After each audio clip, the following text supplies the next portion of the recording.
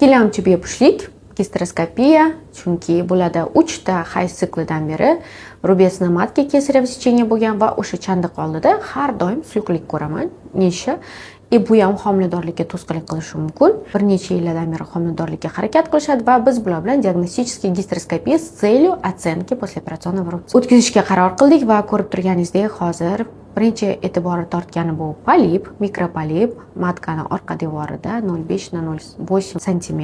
Buni hozir mikrokaychilar yordamida bartaraf etdik va gistologik analizga yubordik. Ikkinchi etapda ko'rib turganingizdek, matkani oldi devorida rubets nijniy segmentda qattiq dumaloq образование turibdi va o'sha образованияni mikrokaychilar yordamida sekin issikach qildik. Kirganimizda u yerda suyuqlik ajraldi va ligatur. Demak, biz buni hozir o'sha ipni va suyuqlikni olib tashladik. Xudo xolasa, keyingi etapda o'sha homiladorlik